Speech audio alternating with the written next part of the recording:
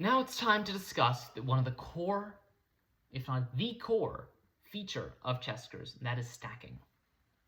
Checkers pieces can stack on each other. Now, how does that work? Well, just like a checkers piece could move like this, it could move like that, or like that. And you might be wondering, what does a stack do? Does it give it more lives? No. If I have a stack over here, and let's say the stack walks up to here, a pawn can capture this stack in one move, but it gets two pieces out of it. So stacks are more vulnerable than individual pawns because they take less time to capture more materials. So why would you ever want to stack? Well, stacks give you a lot of power and mobility. So a normal checkers piece, king or not, can only move one square. A stack can move up to 2 squares or 3 squares or however tall the stack is.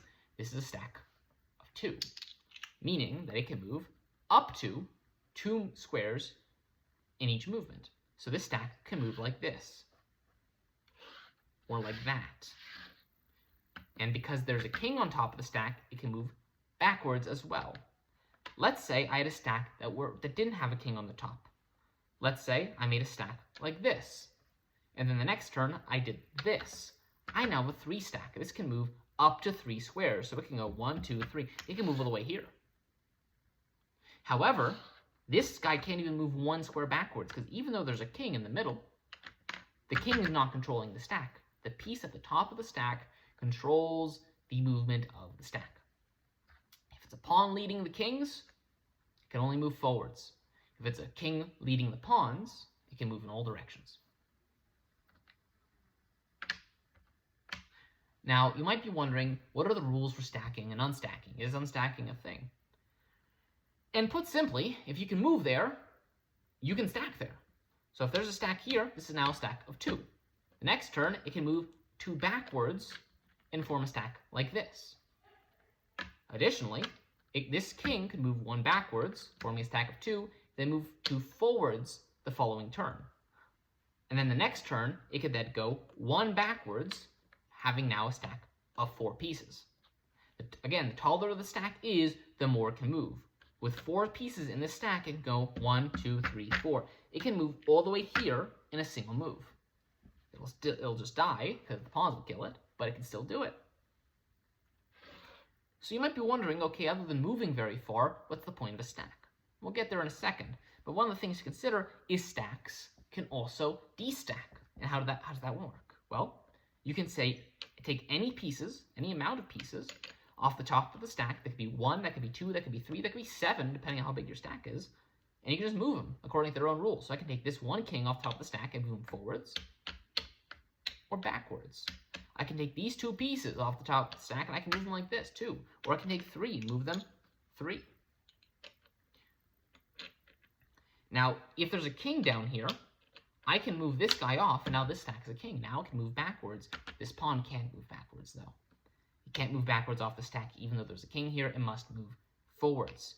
You also can't grab pieces from wherever. You can't take one from the middle or the bottom. Only the top of the stack can de-stack.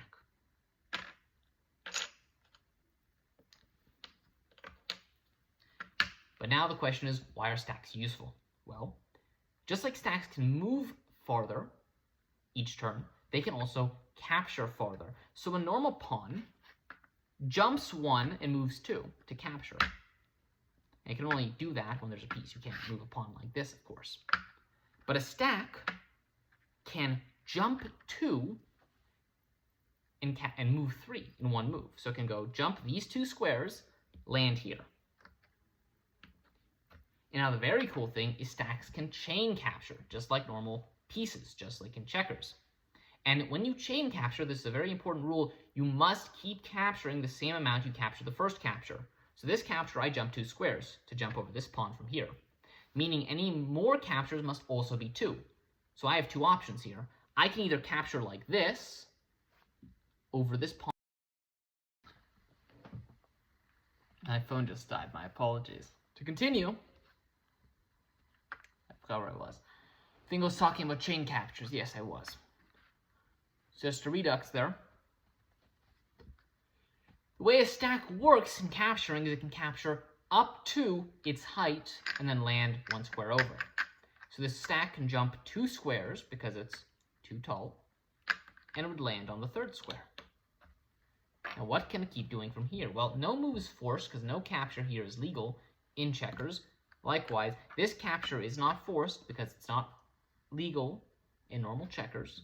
This capture would be, but this one's not. And so I could jump here. And then what would I do from here? So I jump this pawn. I could end my turn right here, but then I'm just going to die. The pawn's going to kill me. Or the knight's going to kill me. Either or. Yeah, no, those are the only options. Both those are awful. So what do I want to do? I want to keep jumping. Well, I jumped 2 over that pawn, so I can continue to jump 2. I cannot jump 1. I must keep jumping 2. And so I can jump here over this pawn and this rook. Let me move the board over so it's easier to see. I can jump here. Now, you might be wondering, well, I just jumped over 2 pieces. What happens to them? Well, both of them die. As checkers, when you jump, all pieces you jump over are dead. And because they landed off the board, I don't suicide. I just come back. And because I reach the end of the board, I promote to kings. That's already a great move. I just captured 2 pawns and a rook. But there's an even better move there. The question is, do you see it? I was here. Did I have a more valuable capture than a pawn and a rook right now? I did. I could capture the king.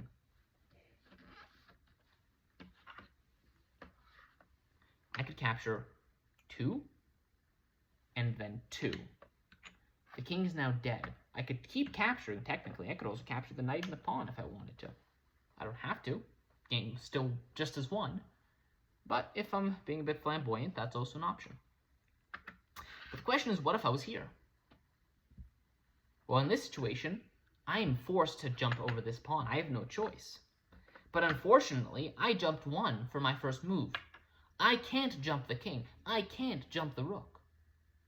What can I do? Well, I can either stop here, or I can do 1 jump over this pawn in a suicide capture. 2 pawns for a stack including a king? Not worth it. Chess just forced my hand and put me in a bad situation. So you have to be very careful about how you jump with stacks. A stack is not some magic cure-all tool. But let's say chess was more sloppy here. Let's say that pawn didn't exist. I could jump this pawn. I have my forced capture. I could jump the pawn like that. That's a 2 jump. Now what could I do here? Well, I could do another 2 jump off the board. I could jump the rook, but I end up all the way over here. I'm not 1 square off the board. I'm 2 squares off the board. I can't jump back anymore. When you overjump the board by this amount, there's no more jumping. Your turn's over, and you snap back. Likewise, if I jump over this bishop all the way here, I can't keep jumping. I can't, like, jump over the knight or something like that. Now, if I had 1 jump from here, I could suicide capture the king. Right? If let's say the pawn was here, I could jump like this, killing these both. This guy would promote to a king, not so much that it matters. And then I would capture like that, killing my stack, but also the king. However, in this situation, I just showed you before, I'm jumping 2, meaning I have to keep jumping 2. And so the question is, do I want the bishop or do I want the rook? If I capture the rook, I end up here, I have 2 kings, and I'm pretty safe. Nothing can capture me.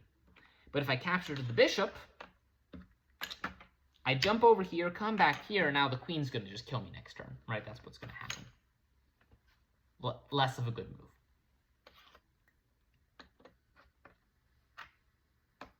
So that's stack capturing. But one of the rules of stacks is stacks only form and disassemble peacefully. What does that mean? Well, that means that you can't capture into or off of a stack. So for example, if I have a stack like this, some giant mega stack, and let's say I'm put in a position where, I've been forced to make a capture. I don't want to. It's an awful capture for me. What can I do here? Well, I can capture, like, boom, suicide, or just jump over this whole thing, then the rook gets me. I don't have a good way out of this. Well, what would be convenient is I could just jump 1 off and then, but I can't. The stack captures as 1, meaning I am forced, the checkers has made a blunder here by letting the situation happen, and chess has taken advantage of that. This stack is dead. There's no way to avoid that, because it is forced to capture, and will either die suicide capturing, or die doing a giant, because this is a very tall stack. It's 1, 2, 3, 4, 5. So it could jump 1, 2, 3, 4 squares, end up all the way here. If you can see that. Can you see that? Yeah, you can. You can see that. That's a possibility. But either way, if I do that, I would end up here. I'd capture a knight and 2 pawns, but the rook would get me. And so that's really a loss, a big loss for checkers.